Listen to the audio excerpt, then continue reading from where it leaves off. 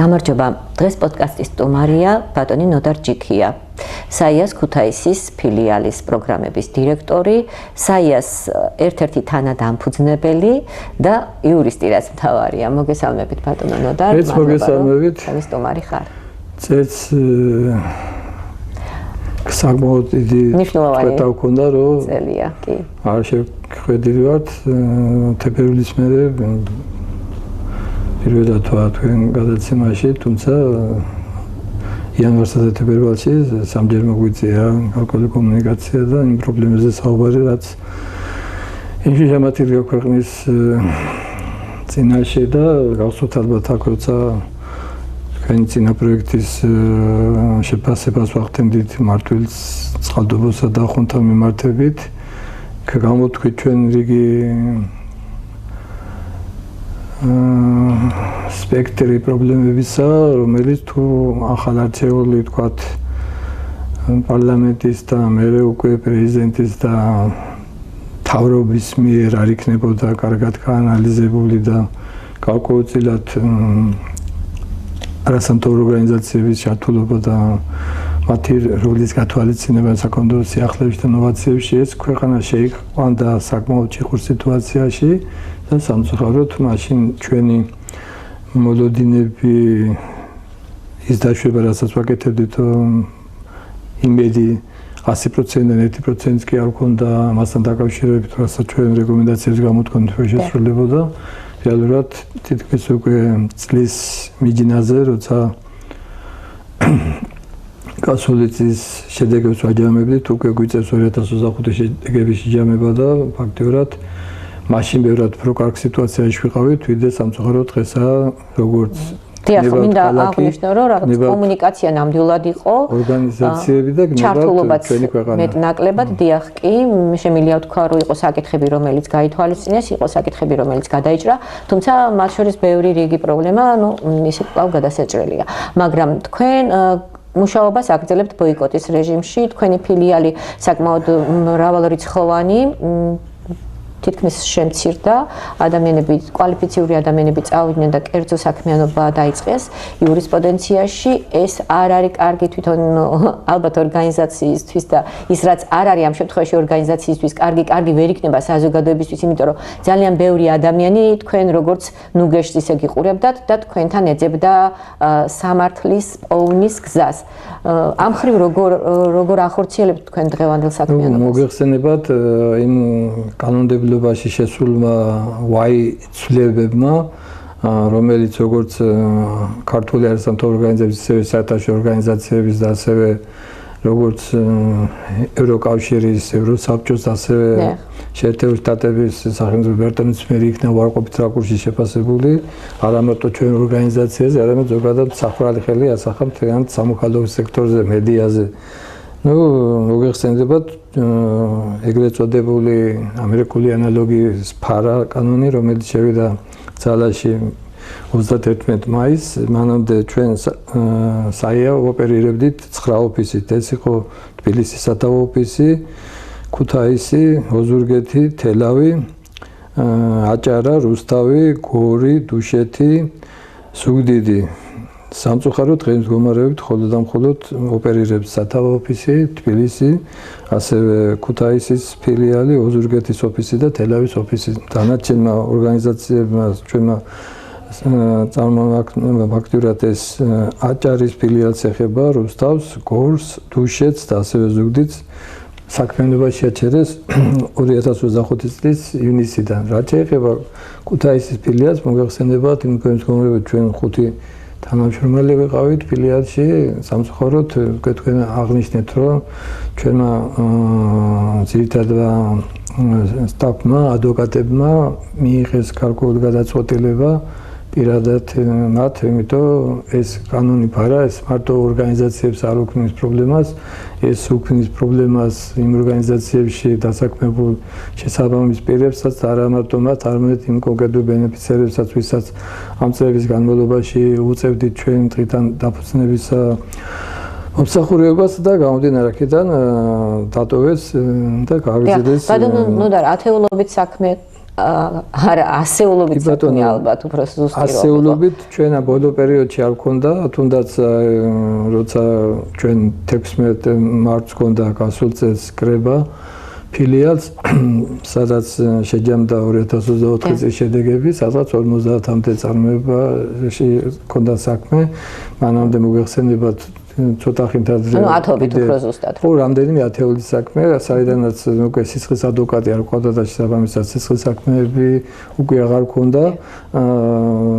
ადმინისტრაციული და სამოქალაქო საქმეები ნუ როცა პირველი მისთან როგორც გითხარით უკვე ჩვენი ადვოკატები არც ადმინისტრაციაში არც სამოქალაქოში კუთხით უკვე აღარ ყავს და გარკვეულწილად მოხდა ნაწილი საქმეები ადვოკატებმა დაიტოვეს თავის წარმოებაში და თავის სახელით აგრძელებენ ამ საქმეებს მომსახურებას დაახლოებით ასეთი 10-მდე საქმე ნაწილი საქმეები გადაბარდა სათავო ოფისს ნაწილი საქმეები ოზურგეთის ოფისმა აიღო წარმოებაში ხოლო ნაწილი საქმეებთან დაკავშირებით ფაქტობრივად მოგვიწია ესეთი კომუნიკაცია თუმცა გარკვეულწილად ხდებოდი ჩვენ კონკრეტულ ბენეფიციარებს და გარკვეულწილად უკვე მათთან შეწყდა ანუ გადანაწილდა პრინციპში და მცირე ნაწილი შეწყდა როგორც შეწყდა თუმცა ჩვენ გარდა საქმეებისა მოგეხსენებათ ათასობით ბენეფიციართან მქონდა გარკვეული კომუნიკაცია მათი დოკუმენტაცია სამართლებრივი დოკუმენტების მოსაზრებად იყო ჩვენთან ჩვენ ამ პერიოდში მქონდა ყოველდღიური კომუნიკაცია ამ ბენეფიციარებთან და ფაქტიურად უხსენდით ჩემს სიტუაციას და მოხდა მათ მიერ თავის ამთვე დოკუმენტაციებს აღება რათა კიდევ ერთხელ ვამბობ ის ანტიკორუფციული ბიურო რომელიც გარკვეულწილად უქმნიდა და დღესაც უქმნის გარკვეულ საფრთხეს და გარკვეულ პრობლემებს არასამთავრობო ორგანიზაციებს რომ ეს მონაცემები და ადვოკატის და პირადი ბენეფიციარების შესაბამისი პერსონალური ინფორმაციები ხელმისაწვდომი არ გამხდარიყო მათთვის და განსაკუთრებით მოქალაქეების ინტერესებიც ყოფილიყო დაცული. დიახ და მე თავიდანვე გკითხეთ ბოიკოტის რეჟიმში როგორ ახერხებთ თქვენ მუშაობას? რაც შეეხება ბოიკოტის რეჟიმს, ბოიკოტის რეჟიმი ცოტა უფრო ბევრად ადრე დაიწყო დროში, ეს უკვე ამ კანონთან მიმართებით არ იყო, ეს იყო როცა 2024 წლის დასაწყისში გახსოვთ ალბათ უკვე ერთხელ უკან დაბრუნებული ეგრეთ წოდებული რუსული გამჭვირვალობის კანონი ხელახლა იქნა ინიციირებული და შემოტანილი საქართველოს პარლამენტში ეს იყო 2 აპრილი ჩვენ მაშინ არასოთა ორგანიზაცია და სადღაც 300 მეტ ორგანიზაცია საქართველოს პარლამენტს და ხელისუფლებას მიმართა გარკვეულწილად მოდი ესე ვთქვათ მიმართვით რომ რუსული კანონის უკან წაღებამდე ფაქტიურად ჩვენ წყვეტით სახელმწიფო ხელისუფლების შტოებთან კომუნიკაციას ეხება როგორც პარლამენტს ასევე თვითმმართველობებს სხვადასხვა სამინისტროებს იმ უწყებები კომისიებს და შემდეგ რომელთანაც ქონა კომუნიკაცია და ორადორი ინსტიტუცია რომელთანაც ვაგრძელებდით ჩვენ ეს იყო საქართველოს საარჩევნო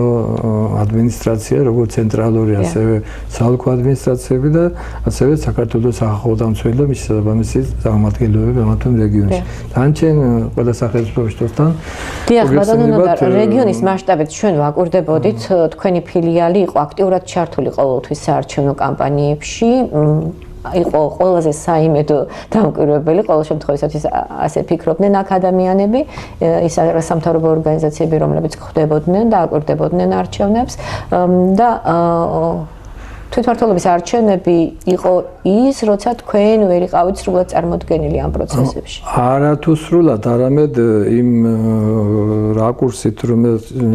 ჩვენ მოგეხსენებათ მარტო ფილიალი არა, სათავო ოფისი, ანუ მთლიანი საქართველოს ახალგაზრდა იურისტთა ასოციაცია მთელი ქვეყნის მასშტაბით აწარმოებდა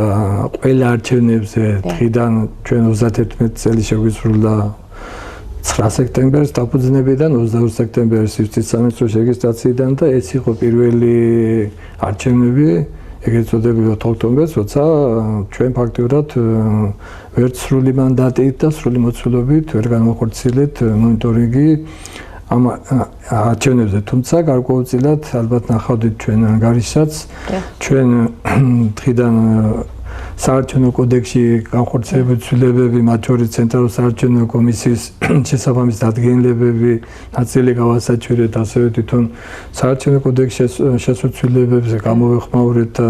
გამოვაქვეყნეთ რეკომენდაციები, მოვამზადეთ სრული ანგარიში, სადაც დეტალურად მიმოხილული ის პრობლემები, პოლიტიკური ველი, რაც არჩევნებამდე ქვეყანაში სუფევდა, თვითონ როცა უკვე არჩევნები იქნა დანიშნული, შემდეგ ის პოლიტიკური პროცესები, პოლიტიკური პარტიების ხელმძღვანელების დაჭერები, ეგრეთ წოდებული საგამოძიებო კომისიის ბრჭყალებში მუშაობა და მათი მეშვეობით თითქმის პოლიტიკური დღევანდელი ელიტის მოთავსება საჯარო დაწესებულებებში, თუმცა არჩევნები ჩვენ ის დარჩენილი ოფისები და ასევე სათავო ოფისის თანამშრომლები მაინც ვახდენდით გარკვეულწილად ეს გარკვეული მოდიფიკაციაც იყო და გარკვეული მედია მონიტორინგის მეშვეობით მაინც განხორციელდა დაკვირვება არჩევნებზე, როცა ქოდა გადანაწილებული მაგალითად ჩვენ დაფარვის არეალში, რაცა ესე ვთქვათ, რაჭა-ლეჩხუმი, იმერეთი, ასევე ვინაიდან და სამეგრელოს ოფისი აღარ ოპერირებს, სამეგრელოს ოლქებით ჩვენ ქოდა გადანაწილებული, რაც შეეხება ოზურგეთის ოფისი, მას ასევე შეითავსა აჭარის და იყო უკვე მედია საშუალებები წინასწარ ცნობილი, რომელთა აჩორის თქვენ ტელევიზიაზე, სადაც კი მოკლედ სიუჟეტი გადიოდა დაწყებული ამ ჩვენ დაფარვის არეალში, 9 მუნიციპალიტეტი, როგორც გითხარით, სამეგრელოზე მოსვანეთის. ჩვენ უკვე აქეთ 16 მუნიციპალიტეტი, იმერეთი და რაჭა-ლეჩხუმი ქვემოსვანეთის და ამ ყველაფერსთან დაკავშირებით თუ მედიაში რამე ინფორმაცია ჩნდებოდა ამა თუ იმ საარჩევნო ხარვეზის და დაღუპვასთან დაკავშირებით ჩვენ მყისიათ ვახდენდით გარკვეული აგირებას, სათავო ოფისში იყო ცენტრალური შტაბი და მათი მეშვეობით ამის შედეგებიც გამოგვეყდა და გარკვეულწილად ცუდია ის, რომ ეს იყო პირველი ისეთი არჩევნები, რომელსაც არათუ საი, არამედ ტრადიციულად სადამკვირვო ორგანიზაციები, როგორც ქართული სათავო ორგანიზაციები, ასევე ჩვენ და სამწუხაროდ არც საერთაშორისო მათ შორის ეუთოსპისა და ისინი არ აკვირდებოდნენ და აბსოლუტურად ყველას პოზიცია ემთხვევა და ნათელია ის, რომ გარკვეულწილად ევროპის საბჭოს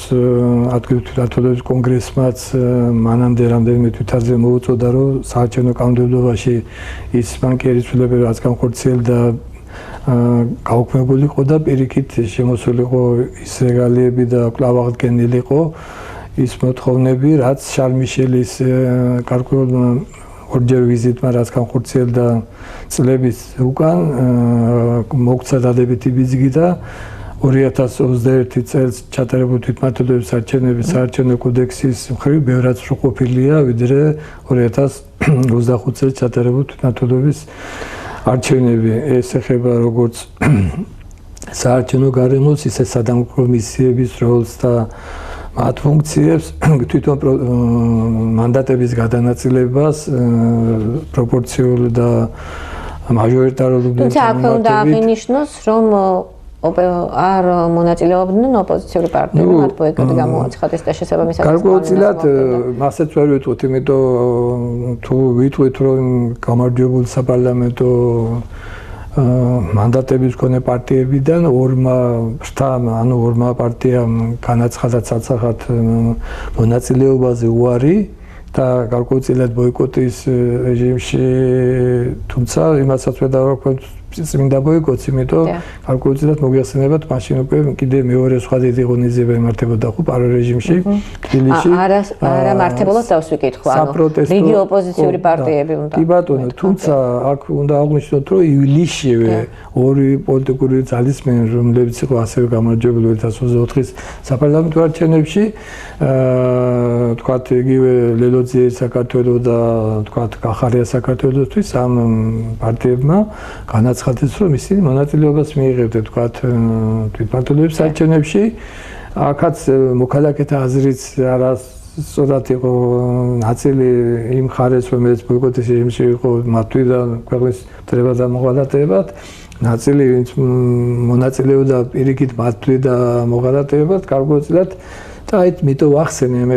ჩვენი საუბრის დასაწყისში რომ ჩვენ ამ საკითხებთან მიმართებით გარკვეულ ასეთ პროცესებს ჯერ კიდევ გასული წლის შემაჯებელ გადაცემაში თქვენ მეგატევის ეთერში მაშინვე ვამბობდით რომ ესეთი რამე დადგება და გარკვეულწილად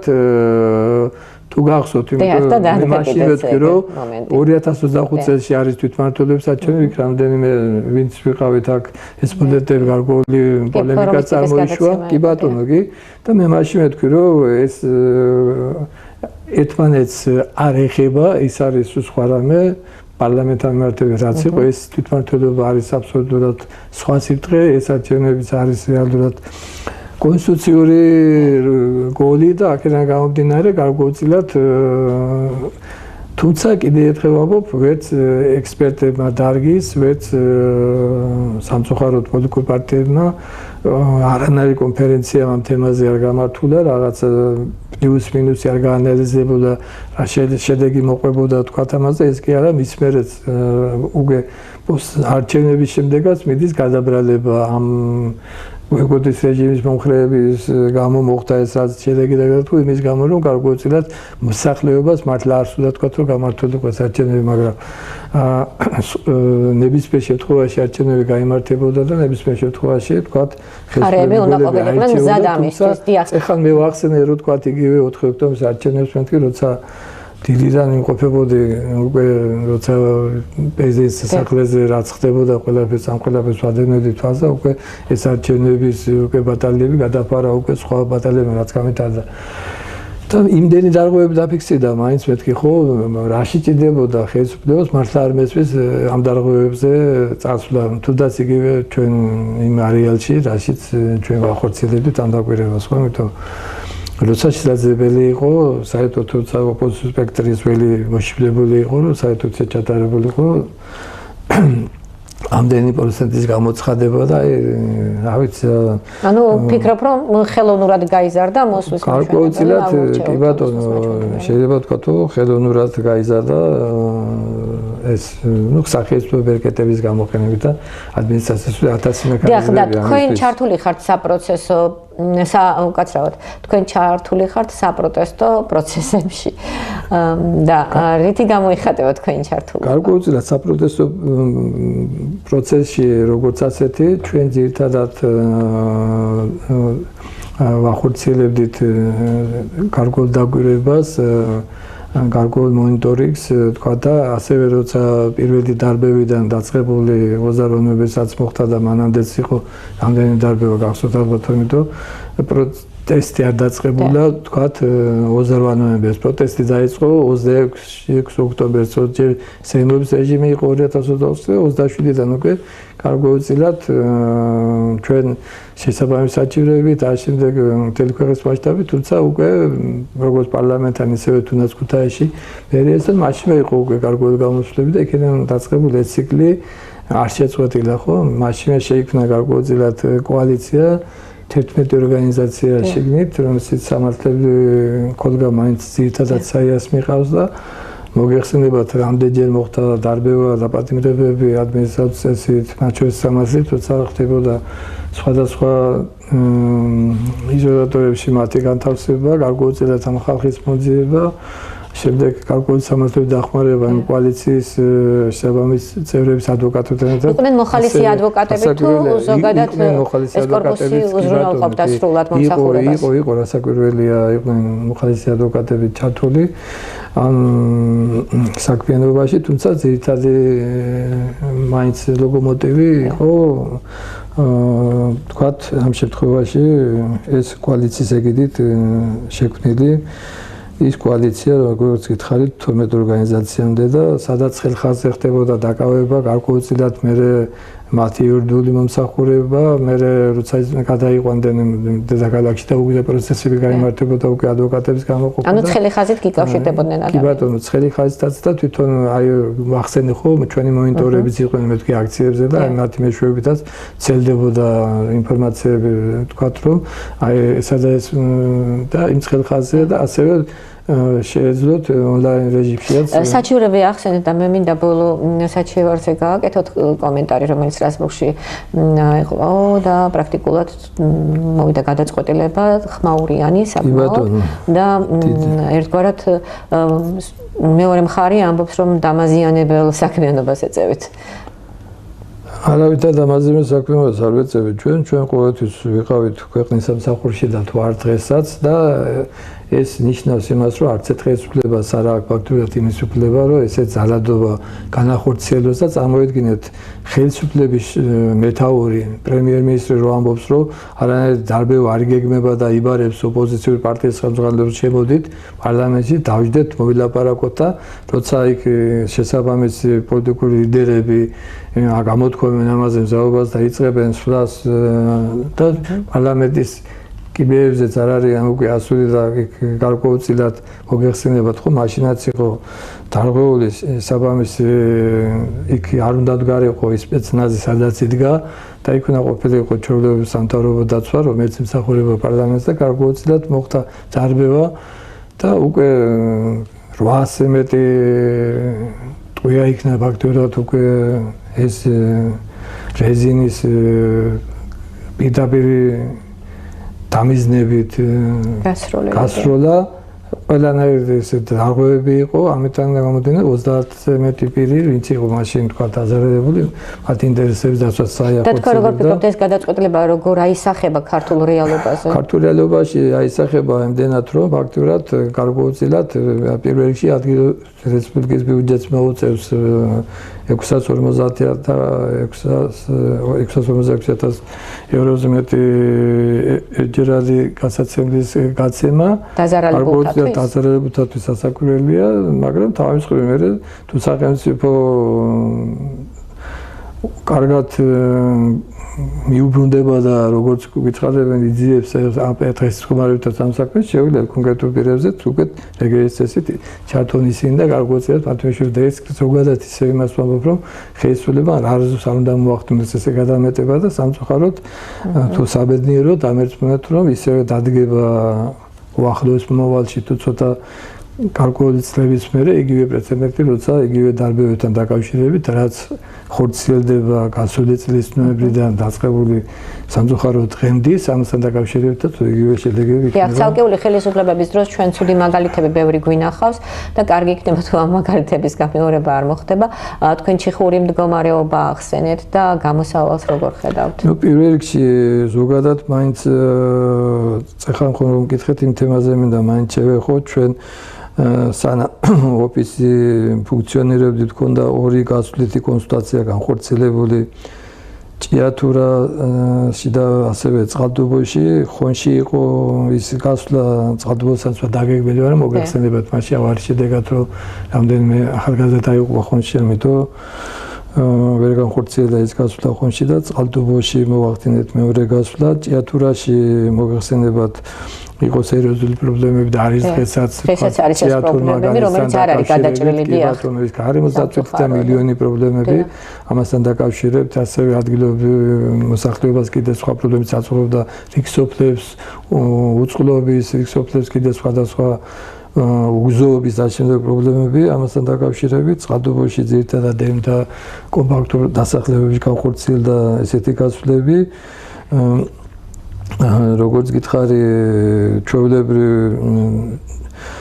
ქსელი დღის კომარებითაც აგრძელებს მუშაობას მეთქი გარკვეულწილად ამ პერიოდში მაინც ქონდა 31 მაისს მოგახსენება ჩვენ ყოველთვის ქონდა ჩემი ერთი პროექტი რასაც ვახორციელებდით ეს იყო საკვირაო სკოლა რომელსაც გარკვეულწილად მისაღები გამოცდებისთვის კონტინგენტის მომზადება აქ მიზნა თუმცა გასულ წელს 2025 წელს გარკვეული სახეშეცვლილი ფორმატით განახორციელებთ უფლებების სკოლა ერქვა ამ სკოლას რომელიც კი ბატონო და რამდენიმე თვის განმავლობაში მიმდინარეობდა მეცადინეობა იქ სხვადასხვა ტრენინგები რომელსაც ასევე ჩვენი მეორე პროგრამა სტაჟიერებთან ნაშემწეების კომპონენტში წერეთლის უნივერსიტეტის სტუდენტები ახორციელებდნენ გარკვეულ მენტორობას და 31 მაისს განხორციელდა შემაჯება იმიტირებული პროცესი, ითაც დასრულდა ადამიანთა უფლებათა ამ სკოლის გამოშვება და გარკვეულწილად წარმატებით განხორციელდა ეს პროექტი. ასევე ქონდა როგორც გითხარით თანაშემწეების გამოშვება 31 მაისს 12-მა სტაჟიორმა გაიარა ჩვენთან ეს პრაქტიკა, ასევე ყავდა 4 მაგისტრი წერეთის უნივერსიტეტიდან, რომელიც ასევე მოასწრეს ამ დროში, როცა ჩვენ ეს ადვოკატები ყავდა და გარკვეულწილად მენტორები იყვნენ იმ მაგისტრებზე. 17 მაისს წყალდუბოს მესამე საჯარო სკოლაში ქონდა მერვე კლასელებთან შეხვედრა, სადაც სამართლის ძირითად პროფესიებთან დაკავშირებით გარკვეულწილად მივაწოდე აღნიშნულ საქმიანობებს კვლავ ახორციელებთ ბატონო და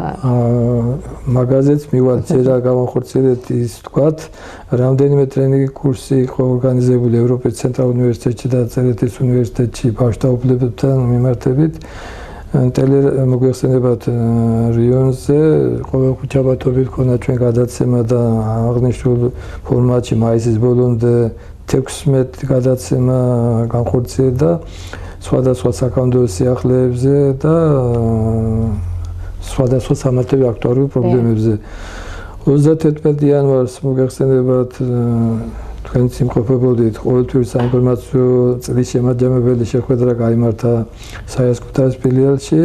სადაც შეჯამდა 2024 წელი და დაისახა 2025 წლის პრიორიტეტები. ასევე ეხლა ვახსენე, გარდა ჭიათურის ასევე პრობლემური იყო 2024-ში თქვათ იგივე საქნახშირის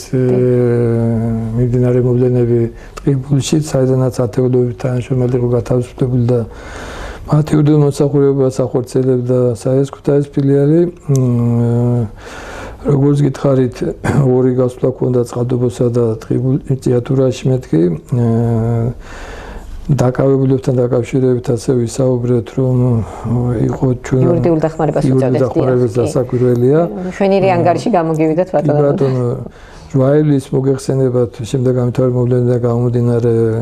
საიასკუტარის ფილიალში საიას თავმჯდომარე მოადგილე და დირექტორი იმყოფებოდნენ, რომლებიც შეხვდა NGO სექტორს და მედიას, შემდგომ და მაშინ იგივე ფარასთან დაკავშირებით ეგრეთ წოდებულ სულ კანონთან და გრანტების შესახებ კანონთან სამი ესეთი კანონი იყო იმ დროს ერთდროულად მიღებული, რომელიც სამი სხვადასხვა პრობლემები მოიტანა არა მარტო არასამთავრობო ორგანიზაციებთან, ასევე მედიის წინაშე და გარკვეულწილად დღეს მდგომარეობითაც ეს პრობლემები დგას ისევე. როგორც ასევე ვისაუბრეთ 4 ოქტომბერს არჩევნების მედია მონიტორინგზე და ზოგადად შეფასება რა რომელიც 50 ფუძსამდეა და დევს ჩვენ ანგარიში იმაზე ვებგვერდზე. სხვადასხვა ღონისძიებებზე მაინც მივდიოდით, ეს იყო თქვათ 25 მაისს მოგეხსენებათ ჩვენ მემორანდუმი ვაკ ჭიათურის ასოციაციას ჭიათურის კავშირთან და იქ მათთან არსებულ მოსწავლეთა საკრებულოსთან და მათ ჰქონდათ საბამის გამოშვება 25 მაისს. გარკვეულწილად ვიყავი იქაც და პერიოდულად საბამისად როგორც გითხეთ ისევე მიწევდა და გვიწევდა კომუნიკაცია პროტესტებთან მიმართებით, ძირითადად თორსა მასიური სხვადასხვა დიდი აქციები მართებოდა და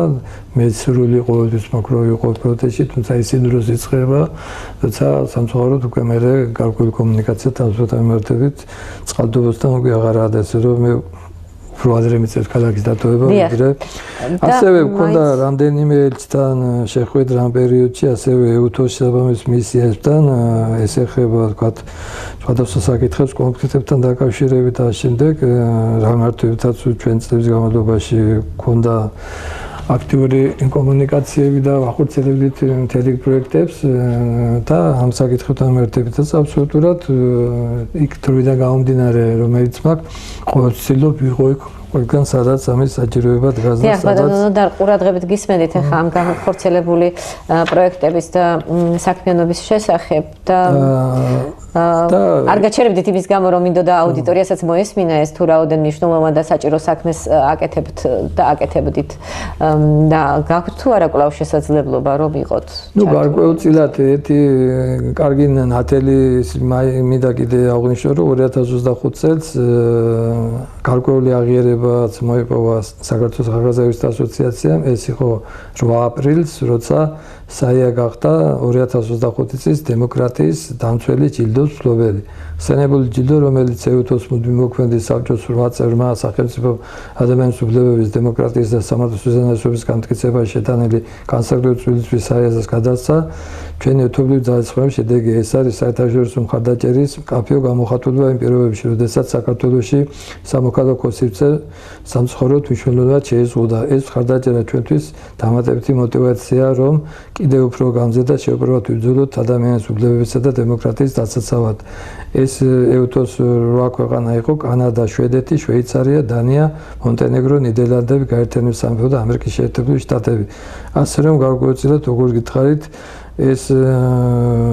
ჯილდო ჩვენ კიდევ ვერათ უფრო მეტად ძალიან კარგია და მისასალმებელია, მაგრამ ისე იგივე საკითხს უნდა დაუბრუნდეთ. ახსენეთ ჩიხური მდგომარეობა. ანუ ჩვენთვის ძალიან მნიშვნელოვანია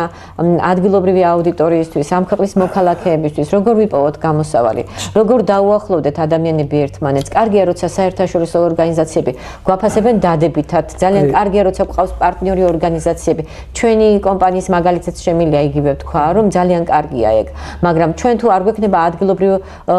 მოქალაქეებთან ნდობა, ჩვენ თუ არ გვექნება ხელისუფლებასთან რაიმე სახის კომუნიკაცია, მაშინ პრობლემებს როგორ გადავჭრით? აი, როგორ ხედავთ გამოსავალს? არ თუ ვერ კიდე ეს ხო, ან თუნდაც ვერ იყოს კი ბატონო. იმიტომ მე ეხლა ხო ახსენე, რომ ჩვენ 2022 აპრილს შევაჩერეთ მეთქი გარკვეული კომუნიკაცია. შევცვალოთ ფორმულირება, თუ ვერ გვექნება. ახლა უკვე ვერაფერს ვერ შეცვლი, იმიტომ რომ უკვე ხელისუფლებამ ჩვენ და სამწუხაროდ ასევე მაშინ მე ვთქვი, რომ უკვე გაჟღერდა მეთქი მოსაზრებები წინაწის იმაში თქვენ გადაცემაში, რომ მზადება მეთქი ისეთი კანონპროექტი მეთქი საიდანაც თუ კი სადმე იყოს სავალდებულო არასამთავრობო ორგანიზაციების ჩართულობა გადაწყვეტილების მიღებაში სამწუხაროდ აბსოლუტურად ყველა რგოლიდან იქნა ამოღებული. ეს შეეხება უწყინარ თვითმმართველობის კოდექსს, საიდანაც მაგალითად ორ რგოლში იყო ჩართულობა სავალდებულო არასამთავრობო ორგანიზაციების, ეს იყო გენდერული თანასწორობის საბჭო, საერთოდ ესეთი ცნებაც გაქრა კანონიდან და დღეს გომარებთ უკვე ის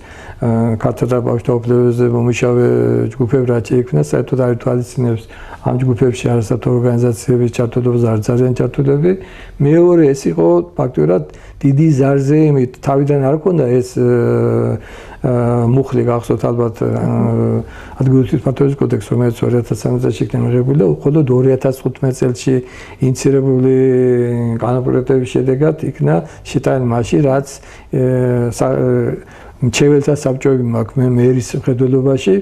და სადაც ასევე გარკვეული კოდირება იყო, თქვათ იქ მეწარმე სუბიექტები, აქტიური მოქალაქეები და ასევე პირდაპირ არასამთავრობო ორგანიზაციის ჩართულობა. რაც სამწუხაროდ ასევე იქნა ამოღებული და დღეს მდგომარეობით ამ უწყნარ თვითმმართველობის დონეზეც კი ყოველგვარი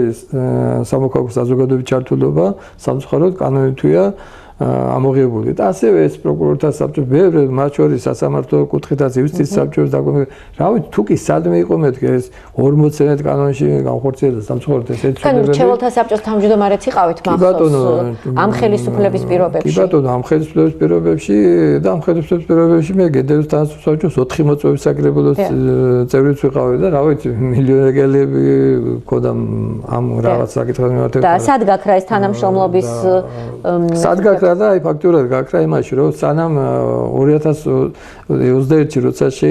აირჩა ახალი ეს თვითმმართველობები ჩვენ მაშინვე იმ პირველი დღიდანვე დაკომპლექტებისა დავიწყეთ და მათ შორის ქუთაისშიაც ჰქონდა შესაბამისი პროექტი რომელსაც თავიდან ჩვენ თვითონ საერთაშორისო ხოლო შემდეგ გარკვეულწილად USAID-ის შესაბამისი მხარდაჭერით როგორც დასავლეთ აღმოსავლეთ საქართველოს მთელი შეჩევ ქალაქებში, მათ შორის ქუთაისში და ეს მიზნად ისახავდა საკრებულოების ზედამხედველობის როლის გაძლიერებას აღმოსავლეთ ხელისუფლების მერიებზე. და ფაქტურად შესაბამისი ანგარიშის გამოვეცით გარკვეული გზამკვლევი, რომელიც ზარზეებით იქნა თავის ძროზე თქვა თვითმმართველობის მიერ მხარდაჭერილი, მე მოხდა გარკვეული კომუნიკაცია და თვითონ USAID-ის ეგეთი ჩატარდა ეგერია სოლოუშენი იყო ორგანიზაცია, რომელიც ქუთაისის მიმართებით ახორციელებდა ამ პროექტს და ჩვენ როგორც სხვა მუნიციპალიტეტებში ვიყავით მეთქი და მთელი იანვარი გასული წლის მანამდე სანამ ის 2 აპრილს ისევე არ იქნა ეს ცუდი კანონი მოზადებული მეთქი, ქონდა თითქმის ყოველკვირეულ რეჟიმში შეხვედრა საკრებულოს შეფასებებთან 5-ვე დარგობრივი კომისიის ისევე გენდერთა ანსამბლების საბჭოსთან მოამზადეთ საბამეცულებები და რეკომენდაციები ამ დებულებების მათ შორის საკრებულოს რეგლამენტი ასასახავად და შემდეგ და გარკვეულწილად 27 მარტს როცა მე პირადად მომიხდა ბოლო კომუნიკაცია ფაქტიურად საკრებულოს ხმასთან მიმართებით იქნა მიღებული და გათვალისწინებული ჩვენი რეკომენდაციები, თუმცა სამწუხაროდ მე როგორც იქნა უკვე ინიცირებული ის კანონპროექტი რუსული კანონი პარლამენტის მიერ, სამწუხაროდ აპრილის შემდეგ ხმაზე ისე ზარზემით იქნა უკვე ამოღებული გარკვეულწილად მთელი ამ წლის შრომა წყალში იყო გადაყრილი. ანუ ეხლა რო გითხარი ეს თანამშრომლობა სამხრივი არა თანამშრომლობის სათხარი კეთა. დიახ, თანამშრომლობა ორხრივი უნდა იყოს. და რასაკვირველია და აი ეს იმის მერე ფაქტობრივად მე შეიძლება ფეხი არ შემიდგამ საერთოდ 27 მარტი გასული წლის სწორედ მაგ საკითხზე მივაკითხოთ. ამინდა ეს რო თქვა გარკვეულწილად და შარშანდელი ანუ წლევანდელი ბიუჯეტი და გაისის ბიუჯეტი არის პირველი რაც მე ამ სიტუაციაში ვთქვა ქუთაისში 99 წელიდან დაწყებული, როცა და სწორედ ეგ მინდა ბატონო და ვკითხოთ, ანუ თქვენ და თქვენი გუნდი და ადამიანები, რომლებიც ჩართულები იყვნენ ამ თვითმმართველობის საქმიანობაში, გარკვეული კუთხით,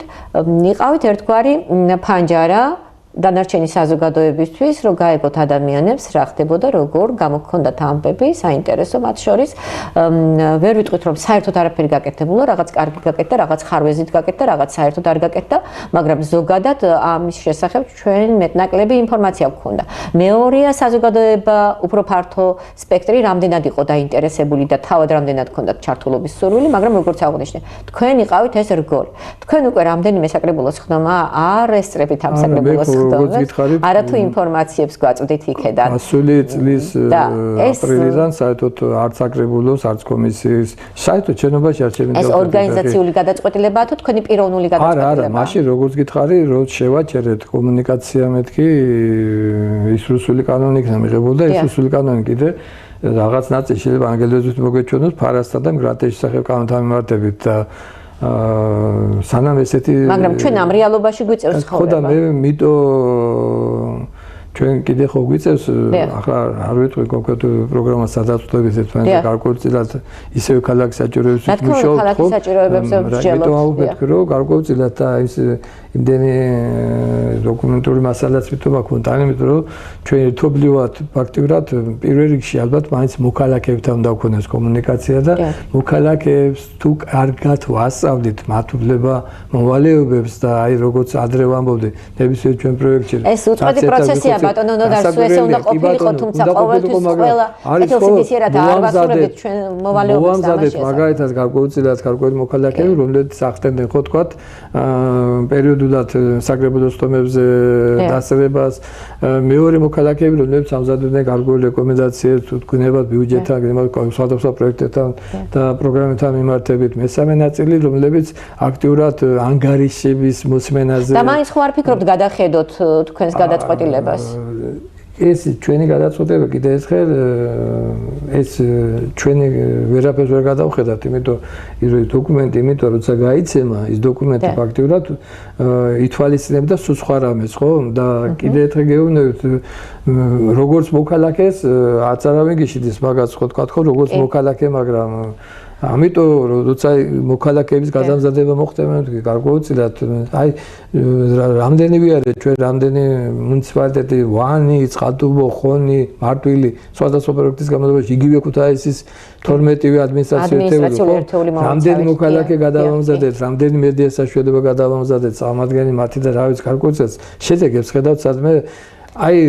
ხო იგივე ნაწილობრივ კი როგორ არის შედეგები როგორ არის ხო ბატონო და სხვა რამეს ვამბობ რას მე მაგს კი არ ვამბობ რომ მოქალაქეთა ჩართულობა მაინც ვერ იქნა მიღწეული იცით მოქალაქეთა ჩართულობას მუდმივად სჭირდება კი ბატონო მაგრამ ის ხალხი ხო გეუბნებოდა ჩვენ გვინდა ამ სოფელში ბალდაში თუნდაც სულ სხვა პრობლემები გვაწუხებს და იქ ჯიპებიან ხალხი რომ მოდისო და ფაქტიურად სულ სხვა პრობლემებს ანუ რეალურად რას ვიზახი იცი მაინც როგორც ასეთი ვერ შეიმეცნა მოქალაქეებმა თვითმმართველობა იმ ხელისუფლების რგოლა და წყაროთ რომელმაც მათი საჭიროებებთან დაკავშირებით უნდა იმიტომ რომ ძალისხმევა არ იყო იმ დონის ალბათ ჩვენი ერთჯერადი გასვლები და ჩვენი ძალიან პატარა მცირე პროექტები რეალურად ეს ბევრჯერადი იყო ბევრჯერ გავედით კი ბატონო მაგრამ ძალიან მცირე იყო იმიტომ აი მაგალითად იგივე ნამაშევში მაგალითად იმ თქვენი პროექტის გარდა მე ეკომიგრანტთა დაკავშირებით ძალიან ბევრჯერ მქონდა იმ სოფელში ახალჩენში რა ვიცი თითქმის ხო და ფაქტიურად ის სკოლა ისე გარდაიცვალა ფაქტიურად ის სკოლის ყოფილი ხელმძღვანელი თქვა ხო ამ არჩევნების დროს ახლა 2025 წელს რომ სამწუხაროდ სპორტის დარბაზი რაც ესე აწუხებდა მას ვერ იქნა მიღწეული რატო ვიძახით როცა ესეთი საკითხი დადგება და აწუხებს ეს სოფელს აწუხებს სკოლას ჯანსაღი ცხოვრების წესის თავკიდრება თუ გვინდა და დანერგვა გარკვეულწილად და მithuldes იმ ხელა დიდი რამდენიმე მილიონიან პროექტებს ახორციელებს თუნდაც ხონის მუნიციპალიტეტში ამ შემთხვევაში შესაძლებელია რომ ზუსტად თუ კარგად მოხდება მე თქვი ამ თანხების გადამისამართება ჩვენ ზოგადად ადამიანები რომლებსაც გვაქვს სურვილი რომ გარკვეულწილად ამ ჩართულობას შეუწყოთ ხელი უფრო მეტ ძალისხმევას რომ ვდებდეთ ამ საქმეში ალბათ მივიღებდით აი იგივე ახლა ისეთ შედეგს მივიღებდით რომ არჩევნებზე ამ მომრჩეველზე გავლენას ვერავინ ვერ მოახდენდა ვერანაირი მექანიზმებით მაგრამ დღეს მოწყვლადია ამ მომრჩეველთა ჯგუფები მე ძანწუდია რო ესია და ფაქტიურად არჩევნები რაღაცა წარმოუდგენია რაღაცა ჯიბიშევსების ეფექტა და სულ არ უყურებს იმას რომ თუ ვიღაცა დღეს რაღაცა გიყიდა და რაღაცა ერთჯერადი ეფექტი მოგცა ფაქტიურად 10ჯერად ეფექტი შენ კი წერზე და შენ ჯიბიდან იგეც აიღებს ის არჩევნები ხელისუფალი ხო მაგრამ მეორეს ვამბობ მე თქვი აი იგივე წადუბოში თქვა ხო ნახეთ ჩვენ აბსოლუტურად რამდენ ასობით მოგალაგის დავგადა კომუნიკაციაზე რომ არც ერთი მათგანი რო არ იყო სოფლის გადაჭეკრებაზე ნაყოფი და არც იცოდნენ თქვა და როცა ჩვენ ვაცნობდით სახელმწიფო ბიუჯეტიდან და ასევე ადგილობრივი ბიუჯეტიდან გათვალისწინებულ პროგრამებს რა უნდა ფინანსური პროექტი უნდა განხორციელებულიყო და საერთოდ და მაინც არც ერთი საპროტესტო აქცია არც ერთი პროტესტი არ გაჟღერებულა სოციალური პრობლემებით სოციალურ საკითხებზე არასოდეს ხდებოდა აქცენტირება სოციალურ ქსელებში კი აქტიურობ თუნდაც ქვიშორის მოსახლეობა რომ წყალი არ გვაქვს ეს არ გვაქვს ეს არ გვაქვს და მილიონ პრობლემები ჩამოდის მაგრამ ტრანსპორტი და მაგრამ მე იმას ვამბობ მეთქი რომ მე რაც იყო მიზანდასახო თუნდაც იმ პროგრამაში იმას ხო ქონდა მე გარკვეული კომუნიკაცია უნდა გამართულიყო მერებთან საკრებულოს ხელმძღვანელებთან და გარკვეულწილად წინა პროექტმა და იმის წინა პროექტმა რაც ეთობლივად ჩვენ გავახორციელებთ რომ უკეთეს შედეგები მოგცა როცა ნაწილი პრობლემები შეისმინა ხელისუფლებამ და ნაწილი აქცია პირდ საბიუჯეტო ასკნებებად ხოლო ნაწილი უკვე პრიორიტეტებს დოკუმენტში ასახა და როცა ის დასრულდა ეს პროექტი ფაქტურად და მიმდინარე პროექტი მაშინ რომ ერთი წელი ხო გევიდა მის მერე როგორც მაშინ იყო მილები ფაქტურად და წყალი მემედოდა შეგნი ისევე ახლა სამწუხაროდ ჩვენ ვერ დაუბრუნდით იგივე საკითხს რა ქვია ისევე როგორც მარტვილში მაშინ იყო ის პრობლემა ბალდაში ისევე ის პრობლემა არადინამიურობა ქმნის შემდეგ ამიტომ ვამბობ მე გარკვეულწილად აი თუნდაც აი მე ეხლა ვახსენე ხო სხვადასხვა მისიები და საერთაშორისო ორგანიზაციები თქვენ მეტანაც ინტენსიური კომუნიკაცია მაქვს ამ ბოლო თვეების განმავლობაში ეს ევროპის დღეები როცა განხორციელდა ქუთაისში ელჩები ასევე გაეროს შესაბამისი აგენტოები ევროკავშირის წარმომადგენლების სახელმწიფოების ვისაც აქვს მედიასთან და სამთავრობო ორგანიზაციათა კომუნიკაცია და აი 1000-ნაირი გზას და საშუალებას ისინიც ეძებენ, ჩვენც ვეძებთ, რომ გარკვეულწილად რაღაცა მათი კარგი მცდელობაც და ჩვენი კარგი მცდელობაც რომ პირიქით თანხმედრაში იყოს. გასაგებია რომ გარკვეული სახის პროტესტი არსებობს მოქალაქეებში და საზოგადოებაში, არის საპროტესტო აქციებიც ამავდროულად, თუმცა სოციალურ პრობლემებს ნაკლებად ეხებიან ადამიანები და სოციალურ პრობლემებზე მსგავსი აქციები მე არ მახსენდება რომ ყოფილიყო. ნუ რაც აქციები მან ჯერა შედეგი მოგვიტანა იგივე თქვათ საცხოვრებელი ყოფილობდით ბალდაში და რაც აწუხებდა იმ ხალხის პრობლემას, დღესაც აწუხებს ხო გარკვეულწილად. კვლავ გრძელდება ბალდის მოქალაქეთა პროტესტი. გრძელდება პირიქით უფრო მწვავე ფორმები მიიღო და უკვე ახალგაზრდების გარდა უკვე ხალბატონები და საკმაოდ ხანაზმულების გამოვიდნენ და გარკვეულწილად რომ მაგრამ მე ვამბობ მიდგომა სახელმწიფოსგან ხო არ შეიცვალა. მათ ჯანმრთელობა საფრთხე ემუქრება, ეს ძალიან სენსიტიურია. მათი ყოფნა იქ. თბილისისკენ ახლა სადაც იმხელა აქცია და მოგეხსენებათ ასევე იმ აქციის პარალელურად მიდიოდა თითქმის თვიანი შუშილობა ხო? და ადამიანთა ჯანმრთელობა ასევე დასაკვირველია საერთოდ იგნორი გააკეთა ფაქტურად ხელისუფლებამ და ერთი სასწრაფო ბრიგადაც არ იყო მობილიზებული რომ მართლა უცებრო რაღაცა გაჭირება ყოფილიყო. ანუ ხელისუფლებას არ სურს ნაბიჯი გადმოდგას ამ ადამიანებს. კი ბატონო მე მაინც ასე მგონია მეთქი იმიტომ რაღაცნაირად ხო უნდა მოჩანდეს იქიდან შეხვედრა რა შეხვედრა ნაბიჯები გუშინაც ახლა თუ საინფორმაციო ელემენტი ამ დღეებში გადაფარა ხო პარლამენტის თავმჯდომარე რომ უცხოეთის აგენტები და აგენტები არასამთავრობო ორგანიზაციები არ არსებობენ ესე არ არსებობენ და გარკვეულწილად რა მოდის და პირიქით ისეთ კანონებს და ისეთ ანუ რაღაც აბსოლუტურად არც თვითმმართველობის და მით უმეტეს ცეცხლსასროლების დონეზე არანაირი ნაბიჯიც არ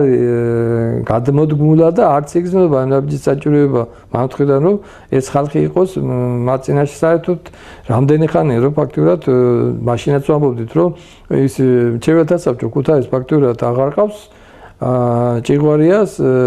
შემდეგ ანუ ის როცა გადადგა ფაქტურად მის მერე ვინცაა დღეს მერი იმას არც ერთხელ შეუკრებია ფაქტურად მრჩეველთა საბჭო გარკვეულწილად როცა იქნა ახალი მერე შემდეგ არჩევნების არჩევანი იმას არ შეუქმნია და დღეს გომერტეს საერთოდ არ აყავს ანუ ბატონო იქნებ არც არავინ ზრუნავს იმის თვის რომ ადამიანებმა ერთმანეთთან რაღაც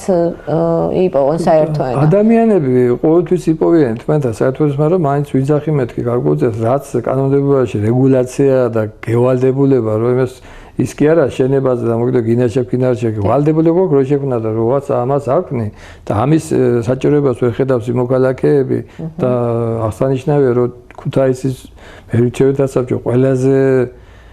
კარგი საბჭო იყო იმ შემთხვევაში მთელი ქვეყნის მასშტაბით ყველაზე უფრო პროდუქტიული თავის გეგმა ქონდა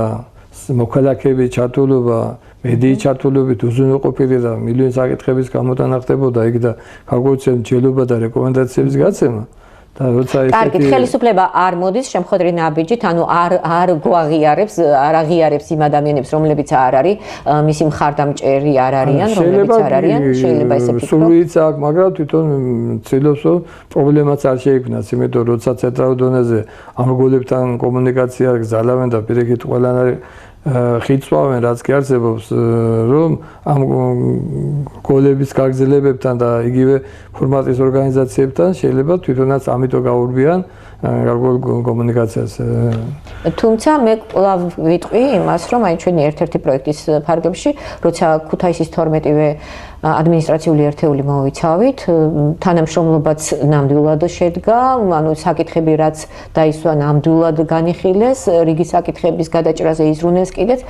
მე ვერ ვიტყვი რომ არ იყო ჩართულობა მათი მხრიდან მაგრამ გაითვალისწინე ეს იყო 2020 წლის არჩევნების წინ და არა დღეს გომარებით ანუ მაშინ ვალდებულებები სხვა იყო მეთქი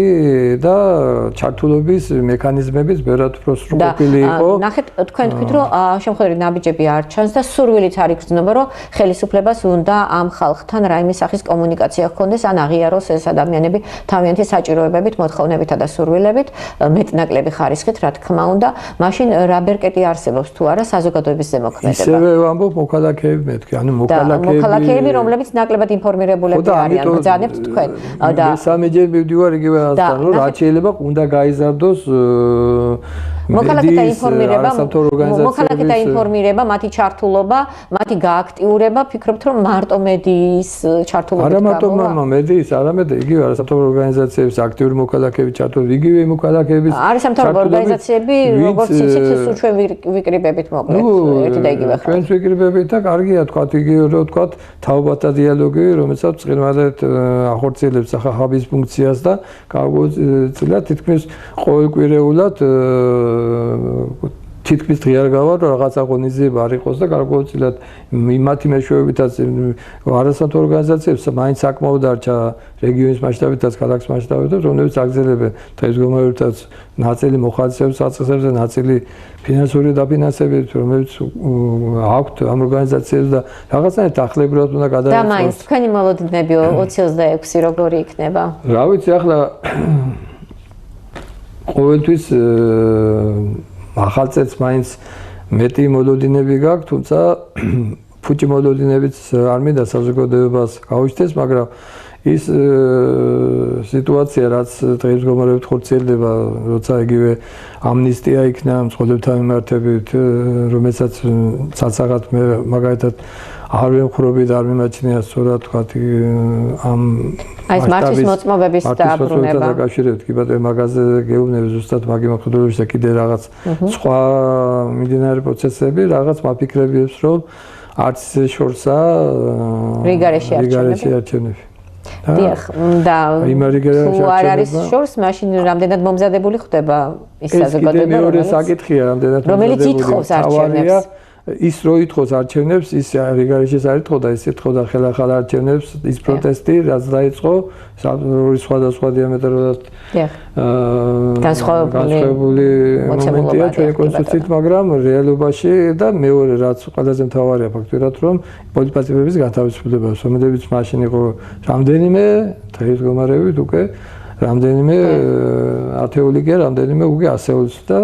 ეცუ მოსახზე განგარიშებით სამწუხარო რეალობაში ვართ რომ ჩვენ გარკვეულწილად რუსეთსაც თავს უდანაშაულად გრძნობს აბსოლუტურად უდანაშაულად მე მგონი აბსოლუტურად ერთი წამენახია ჯერ რომელიმე რომ რაღაცა აი თუნდაც ახლა დღეს გომებით ახლა მიდის კიდე ახლა პროცესები ხო თქვა და როგორ გამოდიან ადვოკატები და ეს აი თუნდაც 4-5-თან დაკავშირებულებზე რომ აბსოლუტურად ერთ-ერთი ქალი როიქავს ისრის თქვა ესა კადე დაანჩენა ის ადამიანი მართლა რაზე არიან საერთოდ ხაბეიშვილი კიდე საერთოდ ეგ ალბათ შევა რაღაც პრეცედენტულში თუ როგორ იქნება ეგ რაღაც ძალიან უარყოფით რაკურსში შევა იმიტომ ჩვენ მქონია ასეთი სამწუხარო გამონათებები როცა მაშინ და ადამიანი დაუხრეთავ დანაშაულ ჩადენას და მე როცა დაუხრეთავ მე გარკვეულა რომ საერთოდ აბეჟუაში ყოფილი ადამიანი დანაშაულში და ამ წლებს ჩვენ ხო ცუდად ვიხსენებ და რაღაცა ისეთი პერიოდი შეიძლება შემიძლია ვთქვა რომ საქართველოს ძალიან ბევრი გაკვეთილი მიიღო ჩვენი ისტორიის უახლეს ისტორიის გზაზე რა გამოვიყენეთ მე უახლესი ისტორიის გზაზე ბოლო 40 წელი ალბათ თუ დავაკვირდებით საქართველოში საზოგადოებრივ პოლიტიკურ ცხოვრებას და განვითარებულ მოვლენებს ძალიან მტკივნეული გაკვეთილებიც გამოვიარეთ და კარგი იქნება თუ კი გავიხსენებთ და გავითვალისწინებთ და მე ცუდი ისა ჩემო ნანა რომ სამწუხაროდ იმ ბევრი მაგალითი იყო რომელიც ვერ გაისეგზეგანავერც მოქალაქეებმა და სამწუხაროდ ვერც ხელისუფლებებმა ამ წლების განმავლობაში და შედეგები ვერ გამოვიტანა იმიდან გამომდინარე რომ ბევრი ავაცენაზე ვინც იდგა იმ უბედურების ჟამს ბევრი მათგანი დღესაც კარგადაა მოკალათებული როგორც სამთავრობო ასევე საპარლამენტო ხელისუფლების გოლებში და საზოგადოებრივ სხვადასხვა და რაღაცნაირად რომ ეს ჩატეხილი ხიდის აღდგენა ვერ მოხერხდა. თარათუ ვერ მოხერხდა, არამედ ყოველდღე ვამბობენ თქვენ ერთმანეთთან მისასვლელი გზებს, რატომღაც წვავთ. ჩვენ არა ეს ვისაც ძალიან მწუხვარ ამ ყველაფრის გამო მე არ ვიცი აუცილებლად ვიტყვი როგორ გაიგებს ამას არსებითი მნიშვნელობა არ აქვს იმიტომ რომ თავარია უნდა ვთქვა ეგ ლექსიკა რომელიც მოდის ყველა მხარიდან არის ჩემთვის აბსოლუტურად მიუღებელი მით უფრო რომ არის სიძულვილის ენის შემცველი, არის დამაზიანებელი ადამიანის ფსიქიკის და მოზარდი თაობისათვის უპირველესად საინფორმაციო წყაროები, როცა ავრცელებენ მსგავს კონტენტს, ან ბუნებრივია ხვდება ეს ადამიანთა ცნობიერებაში, გონებაში, ეს არის დამაზიანებელი, მე ვემიჯნები ნამდვილად, ლექსიკა უნდა იყოს, რა თქმა უნდა, დახვეწილი უნდა იყოს, ეთიკური უნდა იყოს, არ ვიცი. ჩვენ გახსოვთ, ჩემანანა გქონდა ადრე ერთი კარგი პროგრამა, დებატების პროგრამა. თქვათ ხო და გახსოვთ იქ ხანდახან ჟიურში ცხოფი ხარ და მეგიღიათ შემაჯერებელი ღონისძიებებში მონაწილეობა და ხედავთ იქ როგორც ბავშვების სკოლის მასწავლებლები, ასევე თქვათ სტუდენტები, როგორ კარგად ეუფლებოდნენ დებატების ხელოვნებას და სადებატო კულტურას. აი სამწუხაროდ ესეთი კულტურა კი არა, სკოლაც არა აქვს, ალბათ ბევრ დამთავრებულ და რაღაცა და როცა ხელისუფლების უმაღლესი ეშელონებიდან ესეთი უცენზურო სიტყვები ისმის, ეს არის წამახალისებელი კი დანარჩენი საზოგადოებისთვის. და ასევე ყველაზე ცუდი რაცაა თქვათ, რომ გარკვეულწილად სუბკულტურის აღორძინება მიმდინარეობს და თუ წლების უკან არის მე შემიძლია ერთი მაგალითს გავხსენო, როცა ჩვენ მაშინ ბევრად კარგად ვიყავით ორგანიზაცია და ქუთაის ფილიალს ბევრად მეტი თანამშრომელი ყავდა, მაშინ ჩვენ საკვირაო სკოლა მარტო ფილიალში კი არ ვქონდა ორგანიზებული, არამედ წყალტუბოში, ხონში, ტყიბულში, თერჯოლაში და თავისთავად ქუთაის თითქმის ყველა სკოლაში ყავდა პრაქტიკული სამართლმსაჯულები და ერთ-ერთ სკოლაში გავუშვი თქვათ მასალებელი მათთან მაშინ წონათეობთან დაკავშირებით გაწვევა იყო დაწყებული საგაზაფხულო გაწვევა, მოვიდა გაგიჟებული რამის რა ის მასალებელი სტუდენტი შემთხვევაში უკვე თან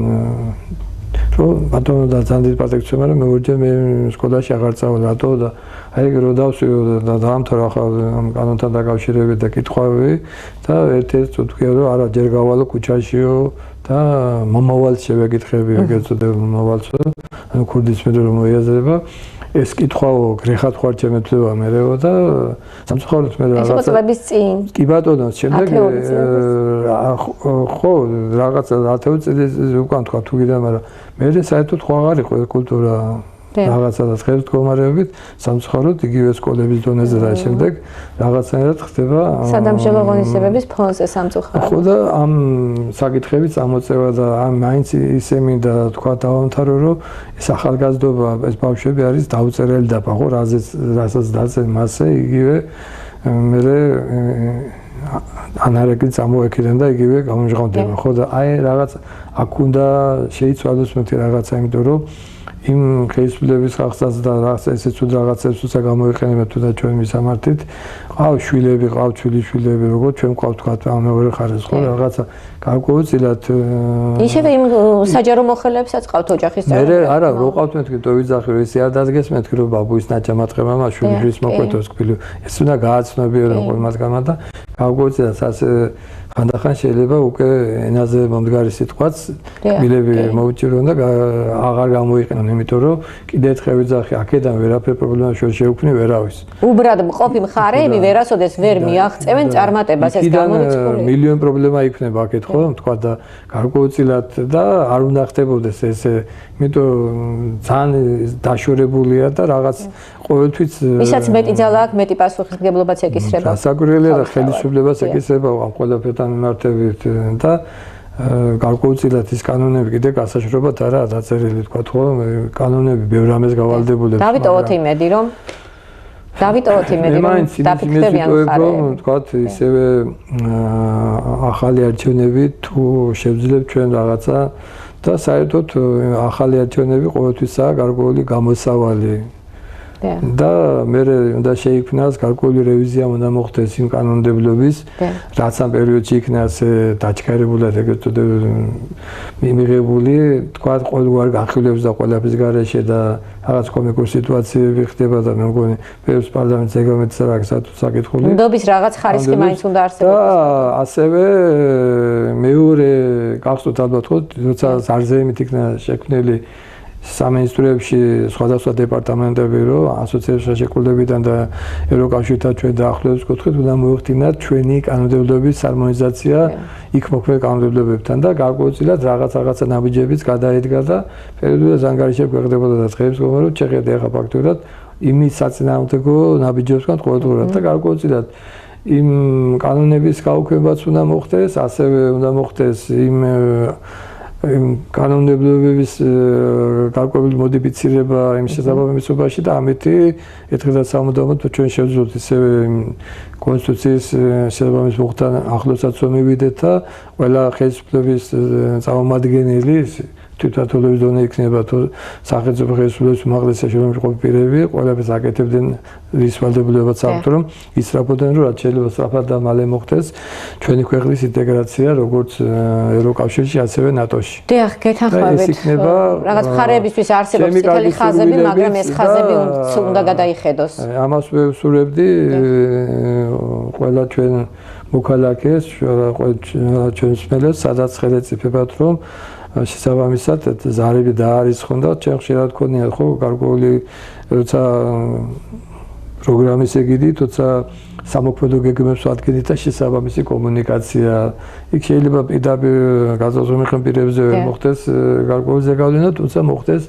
მათ მეუღლეებზე, შვილებზე და მათი მეშვეობით ფაქტობრივად საბოლოო ჯამში ბაბუებმა და ბებიებმა და დედებმა მამებმა იცარენ გადაწყვეტს მეშვეობები ეს გაითვალისწინონ და ესეთ რამე ყოფილა წლების განმავლობაში და ასეთ კონკრეტული მაგალითები საქართველოში და იმედი მაქვს რომ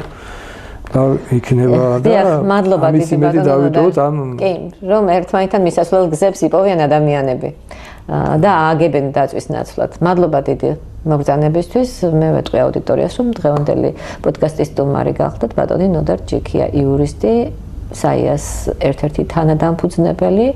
ქუთაისის ფილიალის პროგრამების დირექტორი. მადლობა. ნახვამდის მომავალ შეხვედრამდე.